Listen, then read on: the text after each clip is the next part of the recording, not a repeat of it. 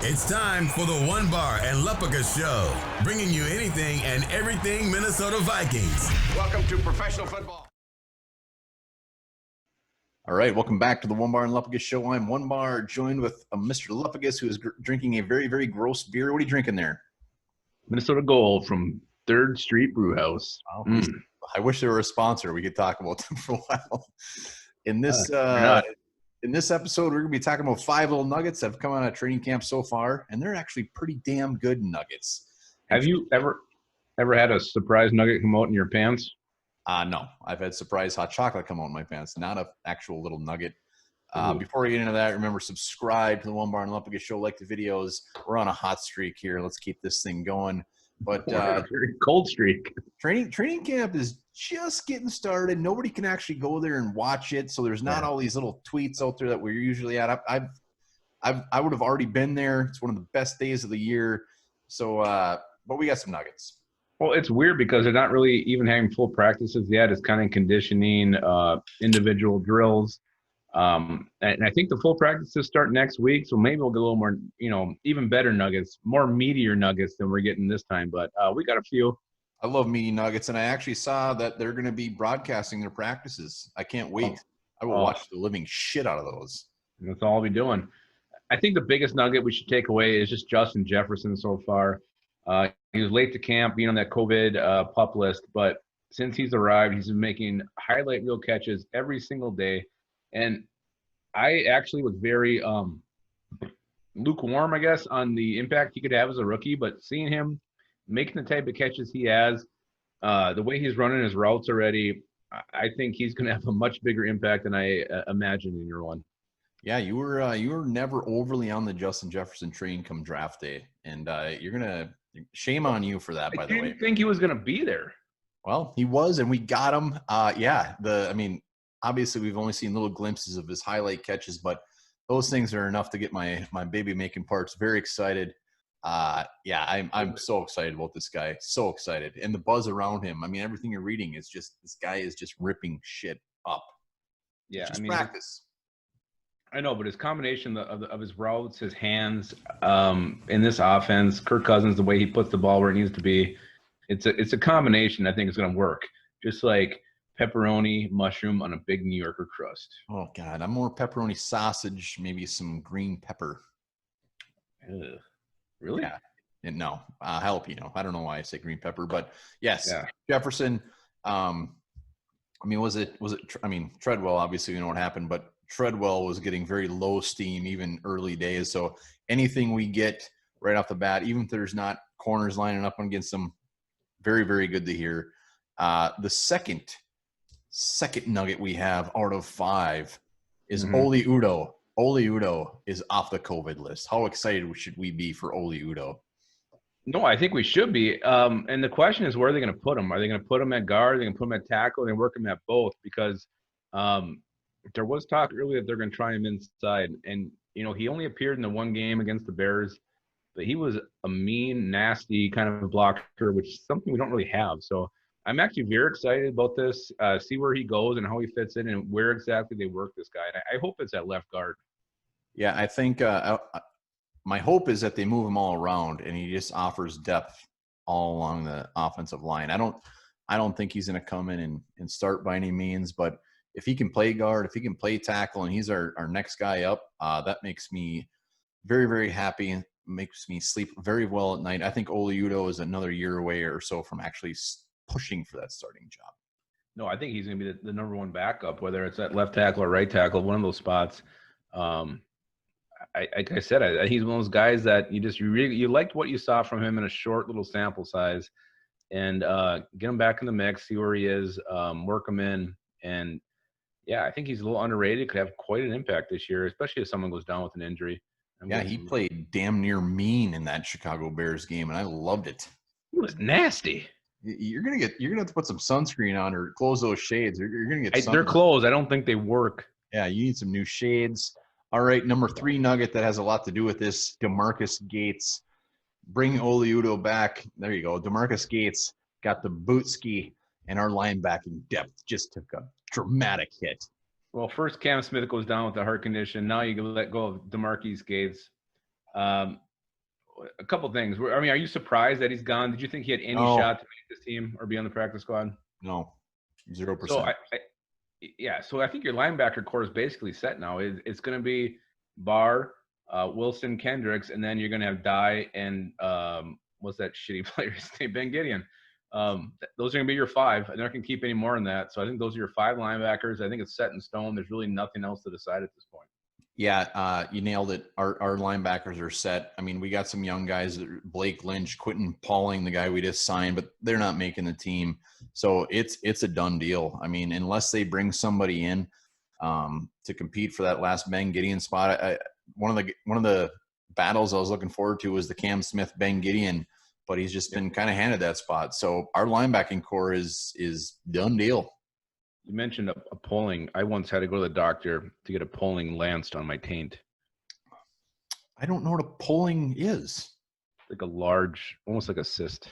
Oh, well, I'm really happy that you've recovered fully, and I wish you the best. I'm going to send you some balloons tomorrow. It was actually like a student doctor. I told her it was on my thigh. She was in for a shock. All right. Speaking of shock, what's our next one on our list? Well, I think we have a new leader in the clubhouse for starting nose tackle. It seems like Shamar Stephen is getting all the reps, kind of being worked in as that starting nose. How does that make you feel? What do you think about that? I don't know. I'm kind of impartial. I mean, Shamar Stephen, I think, doesn't get the love. I don't think he's great by any means. I think he's fine, a little good. He's fine. He's not going to wow anybody with his stats. He's a veteran. We got a lot of young defensive tackles. The reason this doesn't bother me much is I've said it over and over. I think they're just going to rotate a bunch of guys at defensive tackle. If he starts the game, great. Doesn't mean he's going to be out there for the whole game. And I think we're just going to see they're starting with him, which is smart. Yeah, I don't hate this. And what would make me feel better if they only play him at nose. He proved last year he's no 3-tech. He sucks. He's not an inside pressure guy. Let him just use his big old tuchus, anchor, stuff the run. That's what he's best at. If he only focuses on that, I'm completely fine with that. I don't want him playing any 3-tech. So, again, like you said, though, I do agree. I think Armand Watts will get snaps. I think Jaleel Johnson will get snaps. And maybe Shamar Stephen is the guy who gets to say what school he's from when the game starts. I think Stephen will start the year, and they'll just see what happens. This is going to be his last year in purple. We got a lot of young guys. They're going to have to address this next year. And he's a good, stopgap. I think that's right. Yeah, he's a good last year in the league. He's a good filler, and people will bitch about Stephen, but it is what it is. It's not like we have a stockpile of defensive tackles to put out there. Well, we have a stockpile of defensive tackles that everyone has a question mark. Everyone has question marks. My hope is somebody steps up my hope is that Jaleel Johnson steps up and takes his spot, rips it right out of his hands. Those are clearly holiday sunglasses, by the way. Actually, I found these at the sunglass basket at the cabin, so I don't know where they're from. You can tell. All right, we got one more fancy little shiny nugget. And this one, Jefferson gets me excited, but this one's actually the biggest one in my mind. And this is Ezra Cleveland possibly being slotted in as that right guard taking over for Josh Klein. Yeah, and that's the problem I have with this. I love that they're working Ezra Cleveland in that guard, but why is it right guard? You got Drew Samia there. You got Dakota Dozier battling. I want to see someone compete with Pat Elflein at left guard.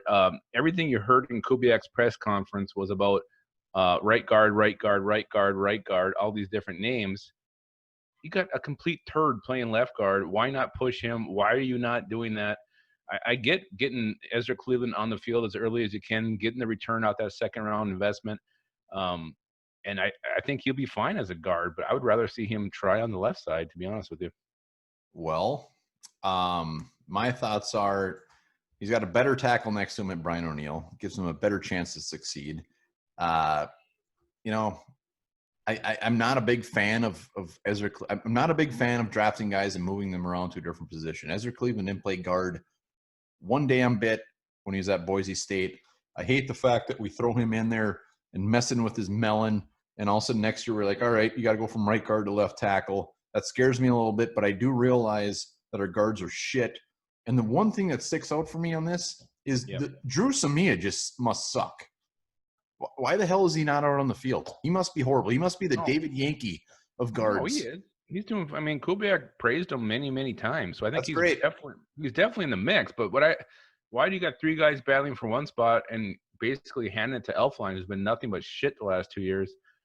That's what I can't get my head around. What I can't understand. And they already said. I mean, they flat out said they're not going to plan to keep Cleveland at guard long term. This is just a way to try to work them in this year, get the best line they can possibly get. But I think any experience is good, whether you're playing the position you're not going to play in the future or not. I'm just getting up to the speed of the NFL, seeing what these defensive linemen can do. I think will be huge for Cleveland's future, and make them be a impact left tackle sooner than later. Yeah, I like the fact of him getting on the field. If our guards were any better, I don't know. What it comes down to me is I wish Ezra Cleveland wouldn't even see the field until next year, and then he just handed that spot at left tackle when we boot Riley Reef. I just hate the position change. I hate it. Again, it's not going to be permanent. So it's not going to be permanent, but he's going to have to learn a whole new position this year instead when he could be just learning left tackle as a backup. So I think he's missing some valuable time learning that left tackle position. Boise State graduates have a very high GPA and are very smart. Cleveland can learn two positions at once. The Broncos took Garrett Bowles, and he was horrible. Garrett Bowles is not stable. I'm trying to think of other Boise State draft picks, but I can't. Was Bowles from Boise Alexander State? Alexander Madison. Jeez, moron. Wasn't like Leighton Vander Esch from Boise State too? Yeah, well, he's not an offensive lineman. So those are our 5 nuggets of training camp. Do you have any final thoughts before we wrap this hog up? No, I'm hoping to get some more nuggets this week when more intense practices get rolling here. I mean, we're really season starts September 10th, so we're about a month away. I'm hoping to hear they start showing these things, getting some vids, and hopefully you start seeing some. Cameron Danster going against KJ Osborne. Some of these battles you've been trying to see, these guys fighting for positions. I'm just saying, these guys you haven't seen yet, you want to see them on the field, how they look. That's one thing we're not getting this year. That was one of the best things about the first preseason game. Seeing these new faces in the unis, how they look in purple, just what their body shape is, what their type, how they look size-wise, I think is something we're not getting now. We're not going to get to week 1, and who knows, if you guys don't make the team, we're not going to see it at all. Yeah, and I don't know if you watch Hard Knocks. The new one just came out. Anthony Lynn, the coach of the Chargers, made a very, very good point when they were showing the very sad moment where they released somebody. As he said, it's a crazy year. We're going with people that have experience. We're going with people that have been around, and that is going to be the theme around the league. So these young guys, people praying and hoping that a Courtney Davis or somebody like that makes the team, it's going to be very, very, very tough for those guys to make the team. And remember that one bar when you make your final roster prediction against me this year and we bet that case of beer. And we are going to bet a case of beer, and I'm going to win that thing just like I do every damn year. I think I won it one year. I don't remember that. Yeah, because I always make just the random pick. It's dumb. You make dumb picks. Disagree. All right. Yeah, Osborne will be on that. I'll tell you. And Kyle Hinton. Spoiler alert. Yeah, you're going to definitely owe me a case of beer. So in Connecticut, a pickle isn't considered a pickle unless it bounces.